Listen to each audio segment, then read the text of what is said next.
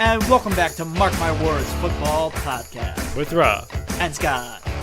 And after a fun and competitive divisional round, now only 4 teams remain left in the NFL playoff picture. But some of the best football is still to come with a few games remaining, and we will crown a champion soon.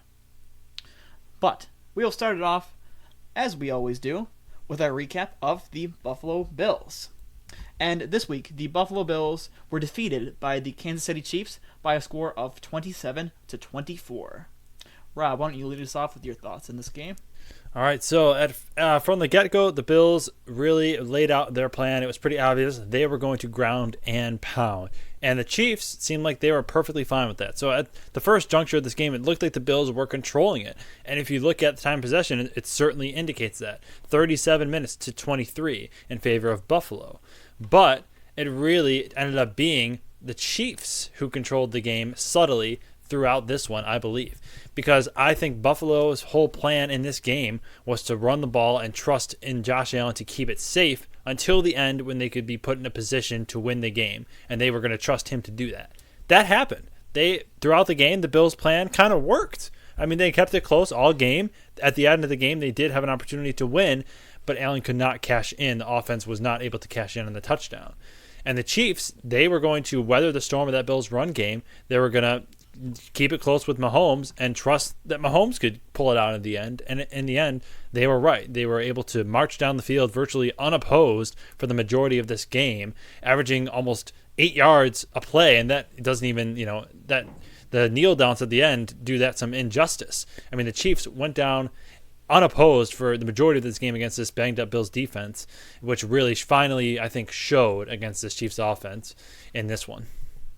Yeah, I would agree. I mean, the Bills' defense was certainly flawed, and Kansas City's offense seemed to be able to do whatever they wanted. And the Bills' game plan almost worked. And at the end, the Bills finally started to get stops. I mean, Kansas City's last score was just at the start of the fourth quarter. The Bills had 3 drives that went empty at the end. Like, they had the chance to win it. This is almost kind of opposite of how 13 seconds ended, because the Bills had the ball at the 2-minute warning. They were on the 20-yard line. Like, who would you rather be in this game? Yeah. Like, the win probability was probably insane for the Bills to be able to, like, get that first down, get the touchdown, end the game, and that just didn't happen. I think it ended up coming down to more of a executional error than anything else. Yeah. Like, your plan worked. Like, I think that's probably the right plan with how bad your defense was. Just limit how many times they were out there, because you couldn't get a stop. I think Kansas City had 5 third downs this entire game. Like, that's how good Kansas City's offense was, like, at moving the ball. They were so incredibly efficient. Okay. And Buffalo had to do what they could to try and mitigate that. I think they did a really good job at that. But when it came down to it, they just couldn't execute. And I don't think it's Allen's fault. I think he played incredibly. Anyone that watched it would know. Like, even if his stat line isn't gaudy, at least in terms of passing, I think anybody that watched the game would say that Allen played incredibly well this game. He dropped a couple of deep passes in the bucket for both Sherfield and Diggs that could have won them the game, and they were both just drops. Yeah, and I would agree to an extent on that, because I think that this was a game where you needed, if you're Josh Allen, you needed to come up in the clutch, and you did not. And then for me, this game, the Bills, it was also decision-making on Joe Brady and Sean McDermott's part. Like, you were running a very good game plan, and your team was playing good. Allen was playing well, despite not taking, the big shots we're used to seeing. Allen was playing well to start this game. And then you start doing just weird and wacky stuff. And it seemed like they kind of got antsy a little bit. Like, they weren't content with how they were playing up to that point. They just got a little bit antsy. So, they went for the fake punt. Allen fumbles it. He starts taking more shots. And then at the end, he throws 2 just odd throws, odd decisions. And that really kind of did them in. I think if you kind of stuck to the plan that got you through this game, if you kind of kept sticking to that throughout the end, it didn't do any of that weird stuff, then we might be talking about this game quite differently. But for me, this is kind of why I decided to pick the Chiefs in this game. I just thought, when it comes down to these clutch moments, I trust Andy Reid and Mahomes to make the right decisions, and 2, execute them.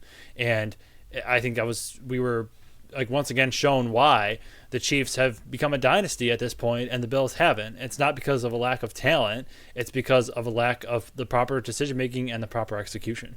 Yeah, and I think the players really came into play for Kansas City this week. Like, you've seen Travis Kelsey be inconsistent, and especially inconsistently from these wide receivers. And you saw receivers like MVS like have some absolute like great plays in this one. That's something that's been extremely missing from the Chiefs this year. It's like their players came to play for them this week, and yeah, it's just like odd that like when it mattered most, like Bills' offense did not come through. Yeah, But it's like something odd about this schedule, like. Allen completed 16 passes behind the line of scrimmage. Like, that's an absurd number. especially for him. Yeah, like, he's never done anything like that before. That is the most, tied for most in a game, most completion behind the line of scrimmage in any game in the next-gen stats era. Yeah, I just found that absurd. Like yeah, like, we're going to have to put, like, they tried to execute that plan. It almost worked. You right. could hit a couple of those shots, it could be a different game, but I think, going back to like you said, like Kansas City has been a better team. Like if you look at things like DVOA, it says that they dominated because of the success rate that Kansas City did have. Right. And I think Kansas City deserves a lot of credit in this one. I mean, 6 straight AFC Championship games. That's absolutely absurd. Like It's absurd. they deserve so much credit for that. That is so hard to do. Yeah. Like they've really started to build some type of dynasty here. Like it's so hard to get there, and they've consistently been able to do it. Right. And you look at, like, we talk about the Bills, like, being just underachievers and losing to this team, but really it's everyone in the conference. Like, if you look at the Bills, made one conference championship. Bengals with Burrow, made one conference championship. You know, like, Lamar, making one conference championship. It's like, and the Chiefs here with 6. So it's kind of like, it's tough luck when you're going up against a team like this. It's kind of like the teams that had to face Brady all those years, where it's like, yeah, you're a really good team. Maybe if you're in the other conference, you might make a Super Bowl or two, but you just run into this buzzsaw and this just dynasty now part 2 with the Chiefs. And it's tough luck. Yeah. Well, and for as good as the Chiefs are, like in the 3 playoff games versus the Bills from Mahomes, like they've averaged 36 points per game. Mahomes has 9 touchdowns. And he has 0 interceptions versus the Bills, and he has not been sacked a single time in those 3 games. That's crazy. Like, it's just so absurdly good. And, like, the Bills just haven't been able to force a turnover or even get a single sack on the guy. Like, that's definitely plays a part into why you lost. Right. And it's like, going forward, what do you do differently? Because you lost to this Chiefs team 3 times now. It's like, do we really want to roll out the same thing and go with it again? I'm just curious, like, what do you think the solution is? Like, what do you think that they should do? How do they get over this hump? That's a really good question. I think that they could really use like a different offensive plan to be able to really lean into their unicorn quarterback and like get some more offensive weapons. For sure. And hopefully that you are a little healthier on defense and McDermott can coach it up well. But I think to that point, a lot of people want McDermott gone for a lot of different reasons. Yeah. But, I mean, just some more stats for the Bills. So, in this game, the Bills both rushed and passed for 180-plus yards, had 0 giveaways and took 0 sacks, had less than 30 penalty yards, had 35 minutes plus time of possessions, and had 5 separate 10-play drives. No other NFL team in the Super Bowl era has done all those in the same game, regular or postseason, and they still ended up losing it. Wow. Yeah, that's always painful when you're making history, but not in a good way. Yeah. Yeah, and again, like the Bills seem to have found themselves in what could be considered one of the games of the year, and once again on the losing end of it. Right, and it's just kind of a testament to like again how good the Chiefs are. Like at worst, like Patrick Mahomes' worst year, it's like losing in the conference championship is his worst year. That's just incredible. Like that is just an incredible thing to say. And like for the Bills, I ran this by you earlier. I think they're suffering from a hidden type B. And this is kind of my theory. Like there's 3 types of coaches and quarterbacks. Type A, type B, type C. Type C is the type that you cannot win with. Like no matter who your coach is, if you have a type C QB, you can't win with them, and vice versa. Type B is if you have 2 type Bs, there's going to be a lot of frustration. That's kind of what I see in Dallas. Like Dak seems to be a type B quarterback. You can win a Super Bowl with him, but your roster's got to be good, and you have to have a good coach, a type A coach. And like you think about Jared Goff with the Rams, Sean McVay, type A, Jared Goff, type B, right? And now you think of, like, on the flip side of that, the Packers, Rodgers, type A, McCarthy, type B. It leads to a lot of frustration. You might make a Super Bowl, you might not. You might win a Super Bowl, you might not. But you're always going to feel like you're under-exceeding. And I feel like that perfectly describes what the Bills are going through. We all feel like this team is one of the most talented every single year. And we all think they have a good shot to win the Super Bowl, and yet they are unable to achieve to what we think they can. And I feel like they're suffering from a hidden type B. And whether it's Allen or McDermott, I don't know. But I do believe that it's McDermott at this point. And so I don't think he deserves to get fired, but I think it is time to move on. I think it's obvious that he's not going to be able to get you over the hump and to the level that you want to be. I do really like your theory there, and I think I would tend to agree with what you say about McDermott. But it's weird because I think a lot of people get sucked into the whole like stereotype of like you can't win it until you do. Right. Like I think like Andy Reid is like a perfect example of that. Like he was a guy that was definitely like, he can't do it. Like even into the season that Kansas City won their first Super Bowl, that was the whole narrative was Andy Reid can't win a Super Bowl. He can't do it until he did, and now he's like considered one of the best ever. He's won multiple now. Like I don't know that McDermott's one of those, but I just tend to try not to feed into those type of things. Like it was like oh he can't do it. Yeah, for sure. But I would also say like Reid. Maybe the fact that I think that he couldn't do it is because he never had that quarterback, right? He had kind of Donovan McNabb, it's kind of a type B guy, and when he goes to with Mahomes, he played a big part in developing him, and now you're able to see what they can do with that. And I think that Allen, I think we could probably say that he's a type A, and that he's an extremely talented quarterback. I think he does need more developing at this point, but I think if you get an offensive guru type of guy, like you look at the Ben Johnson type of guy. Or Harbaugh, if he was available, I think that they could really benefit from that. I think that's kind of what Allen needs at this point. Like I really like the offensive pairing with him more than I do like a defensive minded guy. Yeah, I would 100% agree with that. I just have my doubts that the Bills are going to be able to pull that off. Yeah, well, that is the concern. I don't think they will. I don't think they'll fire McDermott. I think they're going to run it back, and maybe Joe Brady can show us something because he really didn't get a fair shake. I thought he did a pretty good job. But you coming in there mid-season, like that's kind of throwing you under the bus a little bit. I'd like to see what he's able to pull out given a full off-season of preparation. Yes, I'd be very interested to see that as well. Yes, and so concludes another disappointing Bills season. And in similar fashion, we go over to the Packers, who lost narrowly by a field goal to the San Francisco 49ers in similar fashion as the Bills. And what was your initial impressions after watching this one? Like it's such an interesting one to be able to try and get a feel for as a Green Bay fan or supporter because it's like how young this team is and what the expectations were, and like we talked about several times, like beating Dallas was absolute icing on the cake, right? But you had this game, you absolutely did. Like you outplayed the number one seed and like the top dog, like absolutely this game. Like you outplayed them for the majority of this game, and you should have had it, and you let it slip away. Yeah. I mean, again, off some technicalities. I mean, just one red zone conversion, and you would have had it. Like San Francisco just was able to get those stops, and then Love, I think, like showing what almost looked like a rookie mistake, forcing that ball in on that final drive with the interception to Greenlaw that sealed their fate. Yeah, I 100% agree. And from the get-go, the Packers, they were playing really tough, but I also noticed that Love was not as poised as he had been. He wasn't taking as many deep shots and as many chances. It almost felt like now, because you beat Dallas, there's actually some pressure of expectations now. That's kind of what it felt like. In the scope of the season, there shouldn't be. Like, you're, again, house money, no reason to, like, anything at this point is a win, even if you get blown out. But it kind of felt like in the context of now, like we just beat Dallas, it just felt like, oh, okay, now we need to, like there's an expectation we need to perform. And it looked like that got to him a little bit. And his decision-making was not the best in this game, and his accuracy was not the best. I think the first interception wasn't necessarily on him. I think it was more of a miscue in coverage. Kraft looked like he should have been settling down in the zone when he was kind of going for a slant. But just overall, Love did not look like the same Love that we have been used to seeing in these past 8 weeks. And I think that the pressure definitely could have gotten to him. Yeah, I mean, like he hadn't thrown the interception since December 11th, and he hadn't thrown a game with multiple interceptions since November 12th. Like he's been really well at not forcing those turnovers, like, and just being really efficient. Like that's one thing about that Green Bay offense, and Love in particular, is that he's been like incredibly efficient. Like his passer rating is always incredible.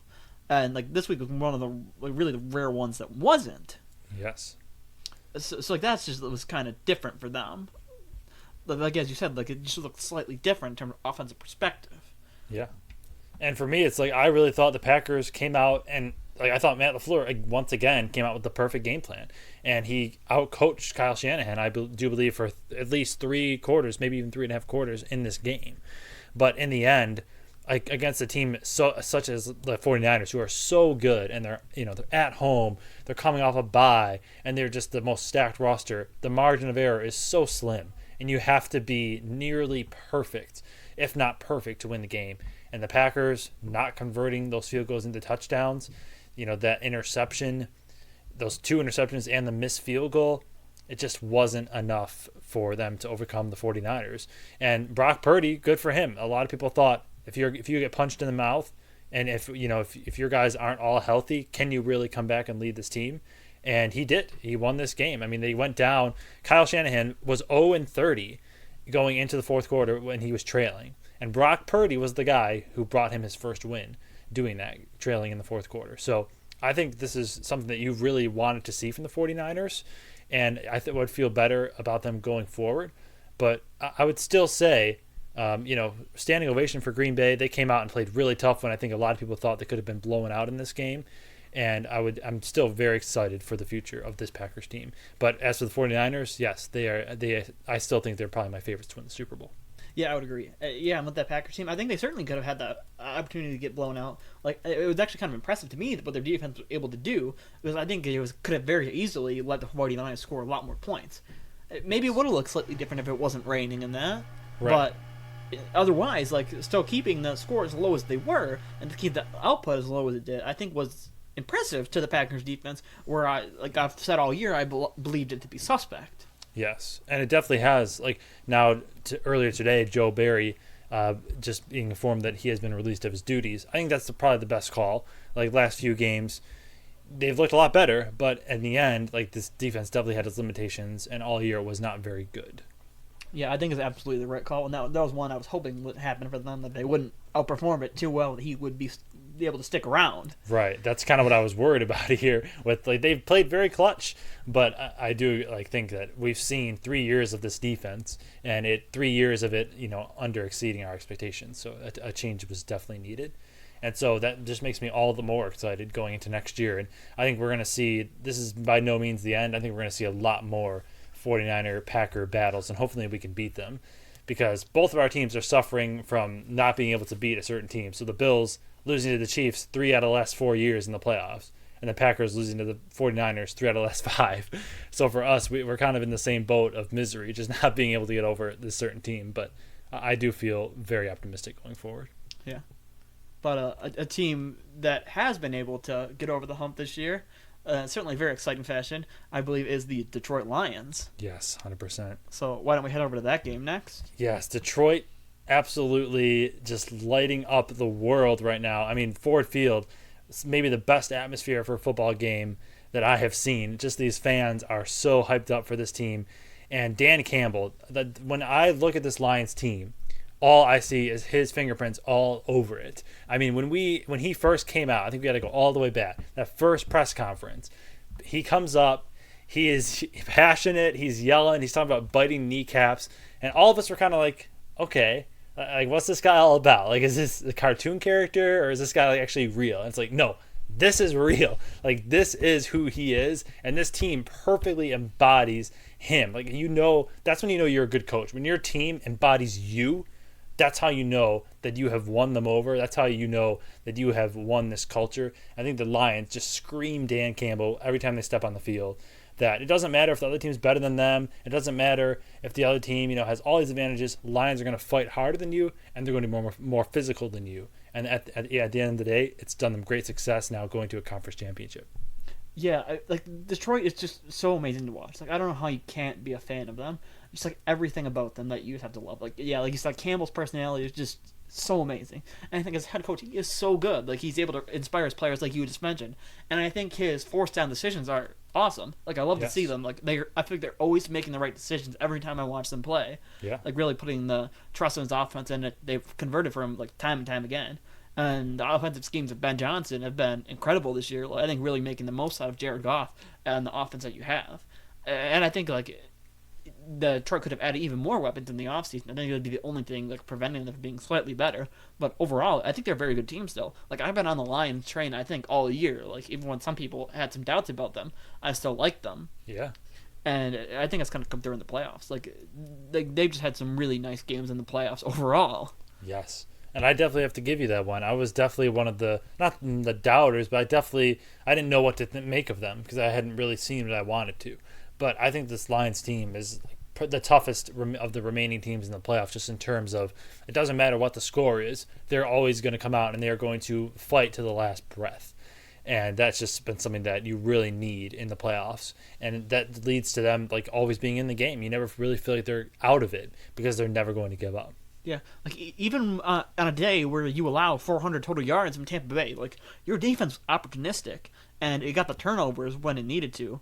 Like you got your sacks when you needed to. Like your defense made the plays for you like 100%.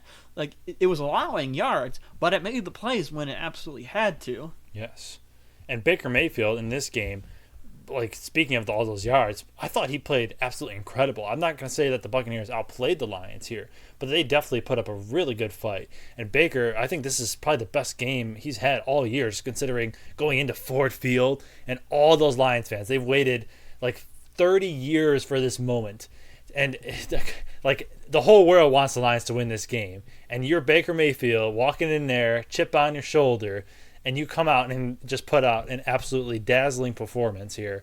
I think you got to really give him a standing ovation for this one, just considering how under-talented this team is, and like they were supposed to be rebuilding, and they're coming in here holding the Lions to one possession. I think that's really impressive by them. Yeah, me too. I think that Mayfield has certainly established himself back as a starting quarterback again for any doubters. I think he's really come back to the surface again, and I think has absolutely earned another year in Tampa Bay as a starter. Yes. Like where he's taken this team has certainly been great.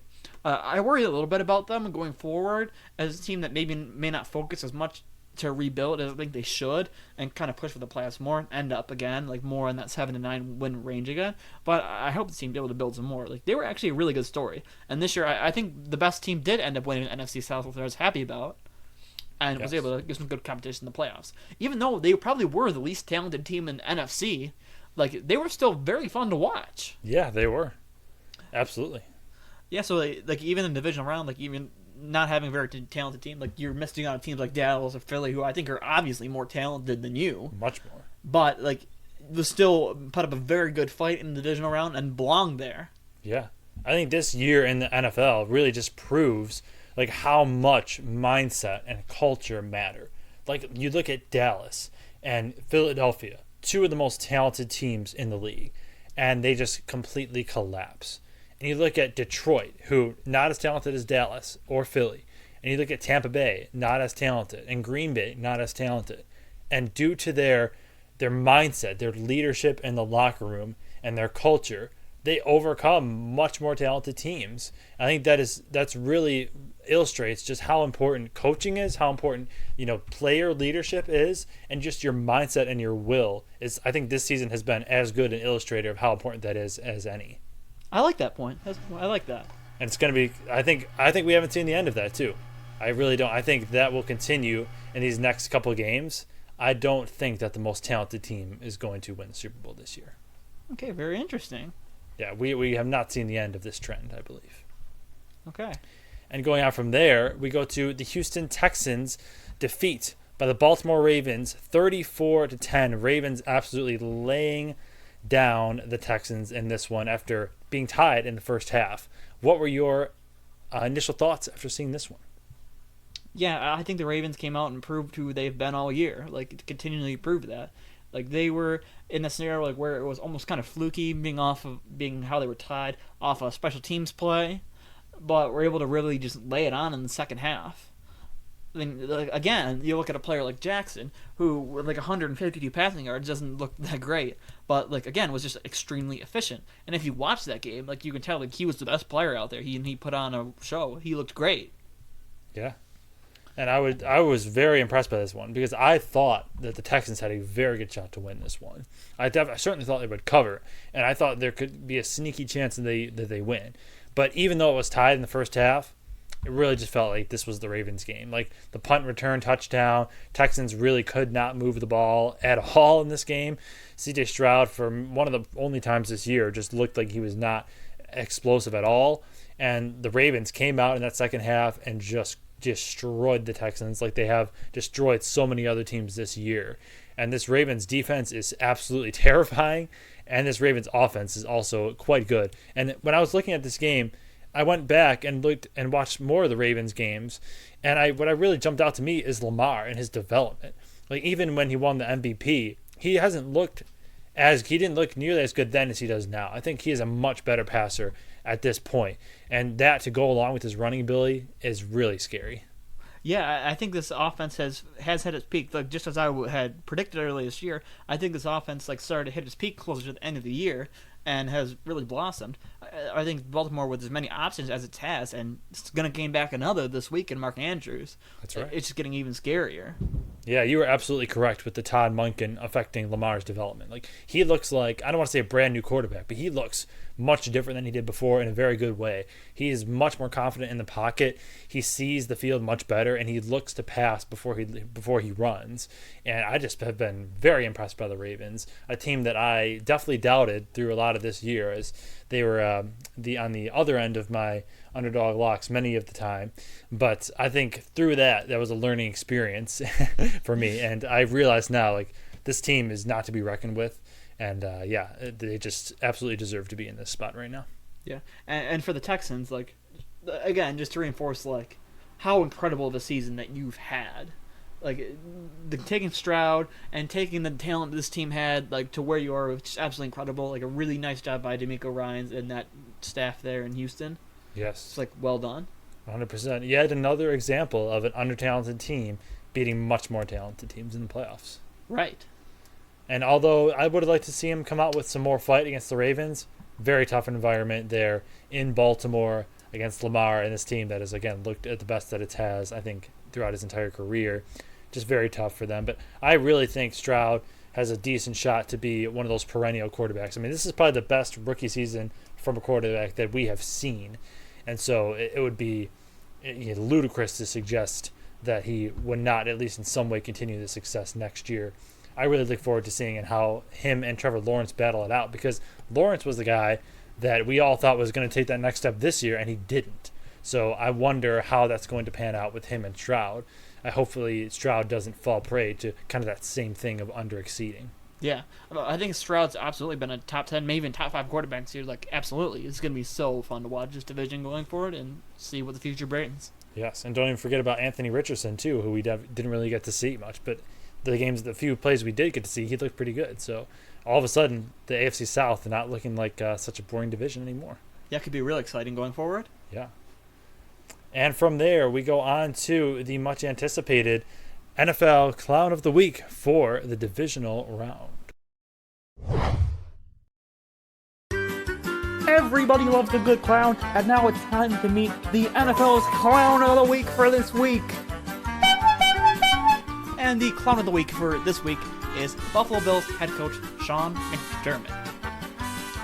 So, back in your own end, losing in this game, Sean McDermott calls a fake punt on your 30-yard line. Now, going for it on this 4th and 3, I don't disagree with the decision at all. I think it's maybe actually a good decision, like to try and go for it, keep your team in this game, because your defense is not holding well. Like, you need to keep your offense in the field, take advantage of your opportunity whenever you have the ball. But he goes out and he runs DeMar Hamlin on a fake punt. DeMar Hamlin is not known for his speed. He really is not. And from the get-go on that play, it went absolutely nowhere.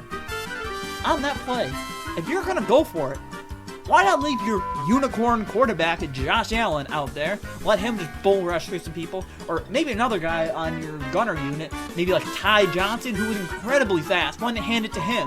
No, instead we're going to hand it to our safety, who had a heart attack and died last year. Yeah, it's like, what a great plan here. Like, it just went absolutely nowhere. Like, let's see. Amazing quarterback, safety. Sean McDermott for running a safety on a fake punt on your 30-yard line? You are the clown of the week.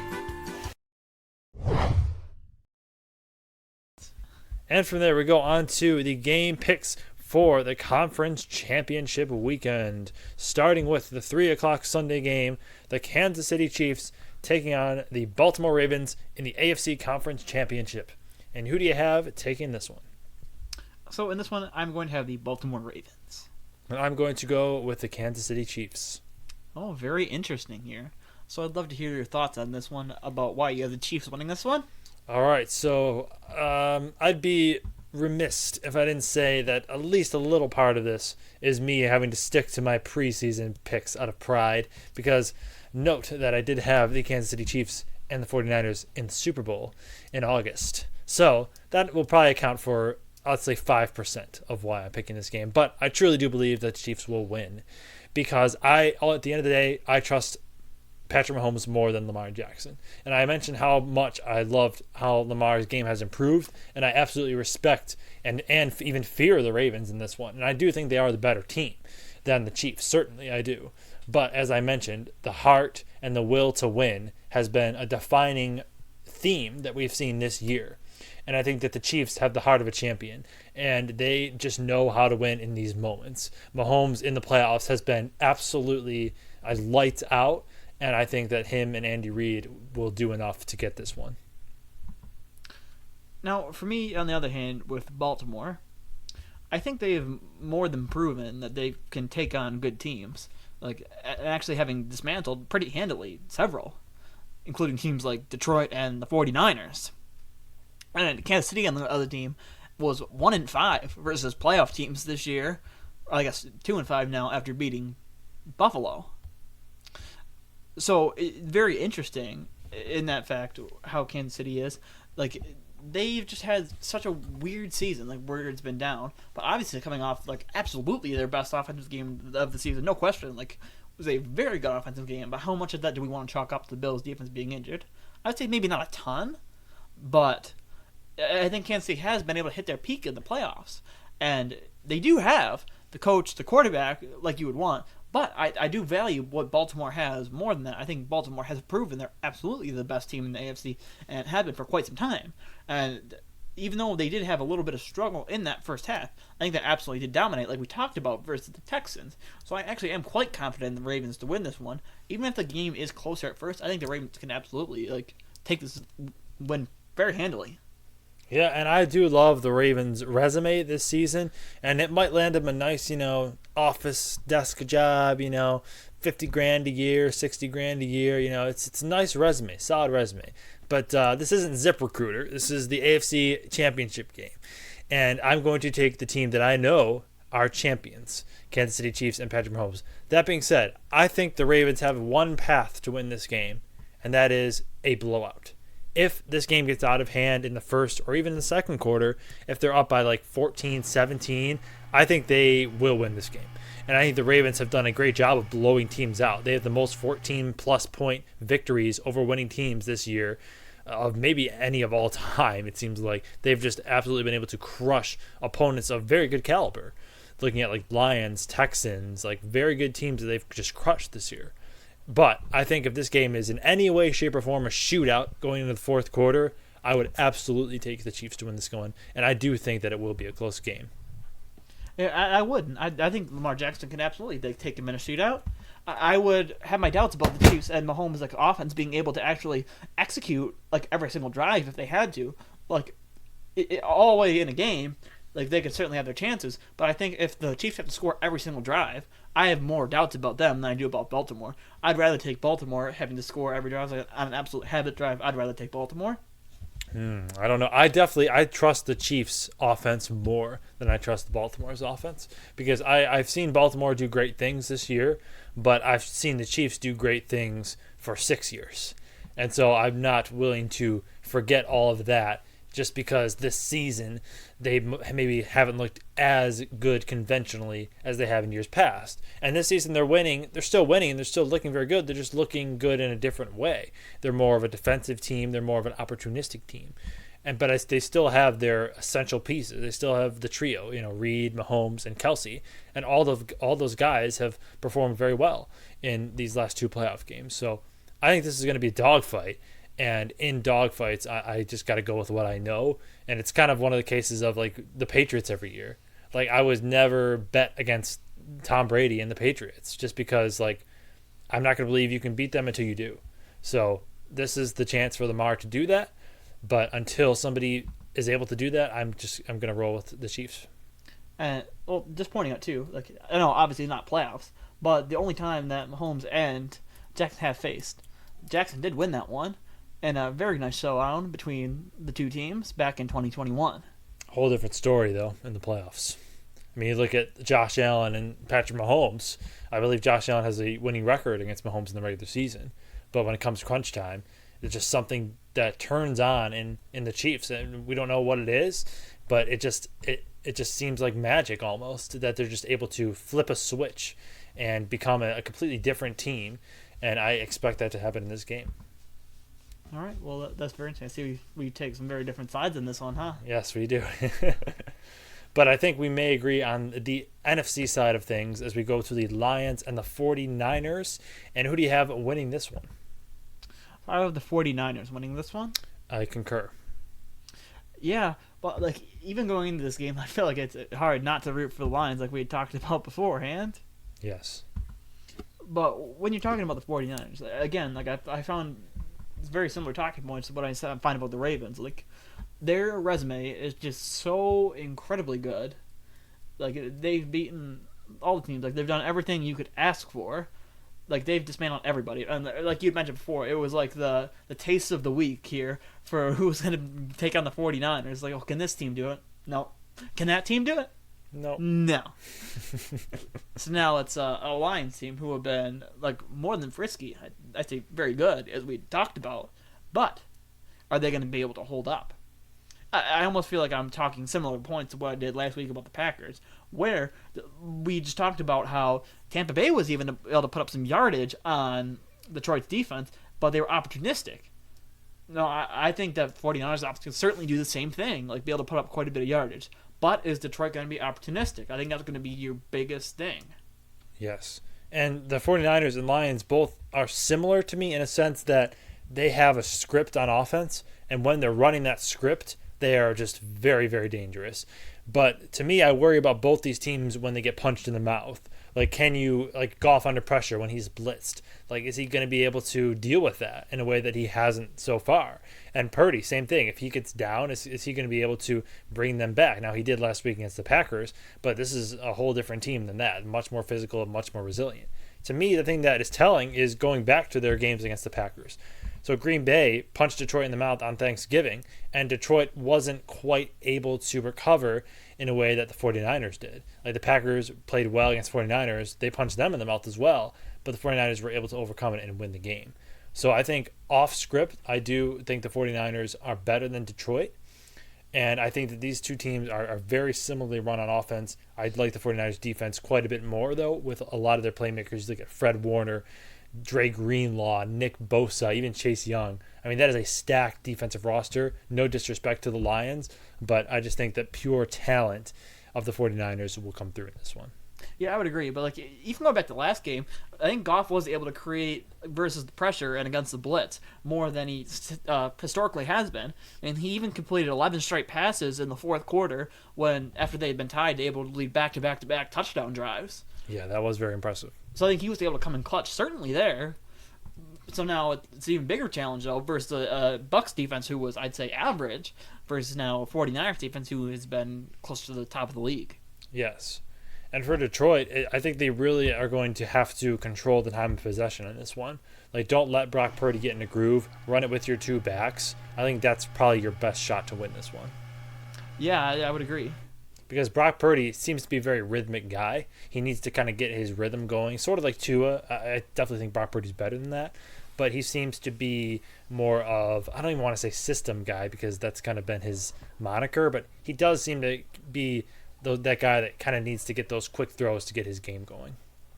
And so I think if Detroit is able to get out and keep him on the sideline, that kind of puts more urgency in the 49ers if they see Detroit going down there and scoring on these long drives. Yeah, absolutely. That's something that Detroit's been actually very, very good at doing. Like with their combination of Goff being able to kind of dink and dunk how he needs to with their running game as well, but also be able to take those shot plays and their decision making on fourth downs. Whereas, and the defense being opportunistic too, I think would help in this sense. Where if you're having Purdy have to try and push the ball more, there's your chances to try and get ahead. Yeah. And yeah, we're both on the 49ers here, and we contrasted in the AFC. But now I want to also know, like, who do you want in the Super Bowl? What would be the best possible matchup for you that you want to see in the Super Bowl? I think the best game, I think for sure, is going to be Baltimore and the 49ers. But like in terms of teams we're rooting for, would be Detroit. Yeah.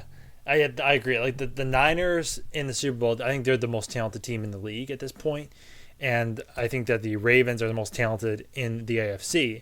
But for me, I would love to see a Lions-Chiefs Super Bowl just because I want to see the Chiefs, this is kind of a tale of two cities. Like the Chiefs just have this amazing dynasty. They're winning every single year. The Lions have had nothing, and they're climbing all the way back. If they were able to conquer the Kings, like they did in Week 1, like a rematch, that would just be an epic tale. I think that's kind of what I would be rooting for, Lions-Chiefs Super Bowl. Like I just want something that's not the Chiefs. That's kind of I'd be happy with like anything else.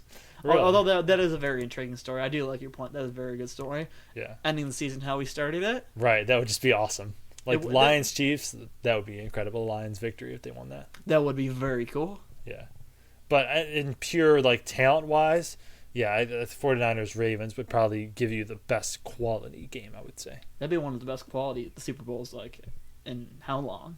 Yeah, very long time. I mean, and it would come in line with the whole graphics thing, the purple and the red.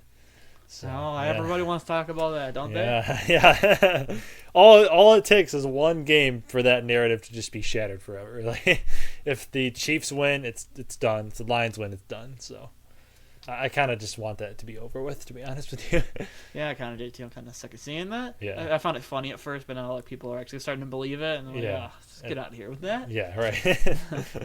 It's always rigged when your team loses, but when your team's winning, it's how dare you say it's rigged? It's definitely not rigged.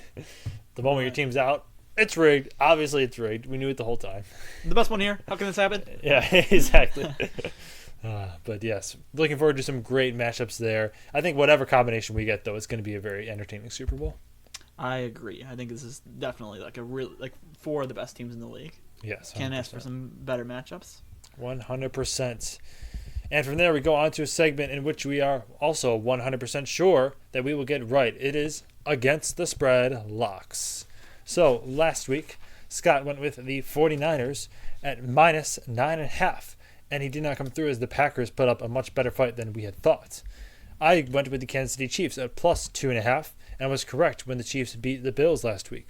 So, who do you have for the conference championship as your against the spread lock?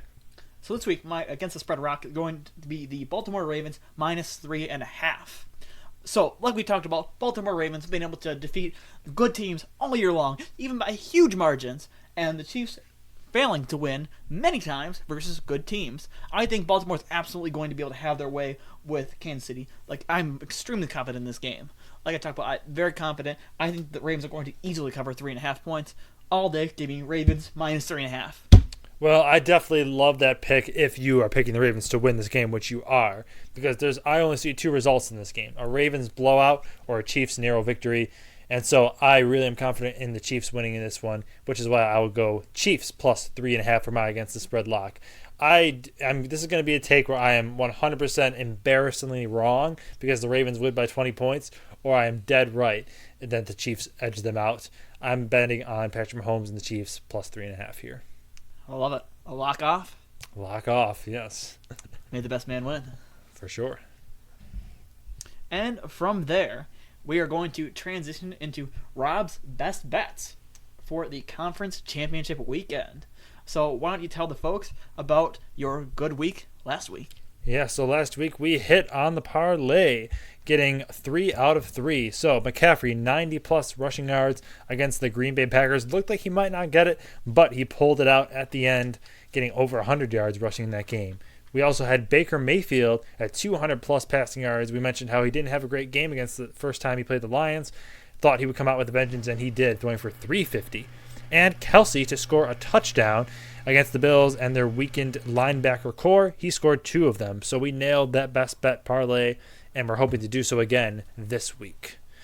And for this parlay, the best bets is going to be Gus Edwards, anytime touchdown. So if you have been following this podcast throughout the season, you would know that I had Gus Edwards in my fantasy sits several times throughout the year because I said all he does is rely on touchdowns.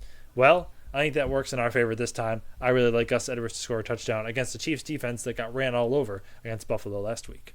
I would also say Rashee Rice, another anytime touchdown scorer.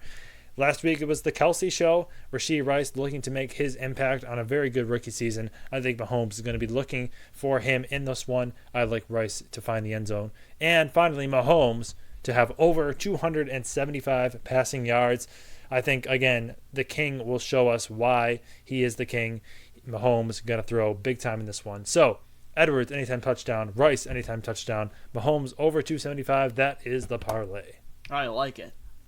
And from there, going on to Scott's parlay of the week. And Scott, how did you do last week? What do you have going for the conference championships? So close, but a loss last week. As we had some hits with the Lions covering at -6.5 and the Kansas City Buffalo game going over 45.5 with some very good picks there, but losing off on the Texans covering 9.5 as they were not able to. But this week we're hopefully able to get in the win column. And this week we are going to have the Baltimore Ravens on the money line. I think that money line is right where you want it to be, not too high. It's still in the hundreds at -198. I think you're good to pick that one there. I'd also like to take the 49ers at -7. I think we've seen all year the 49ers be able to dominate these teams, and although I did pick last week for them to do so, they were not able to. Maybe we can chalk it up to a bit of a first round bye and rust issues, but I think the 49ers are absolutely going to get back on track. Even if the Lions are able to keep this one close, I think the 49ers are absolutely going to have a touchdown lead at the end of the game. But I'm also going to take under 50.5 for Lions 49ers.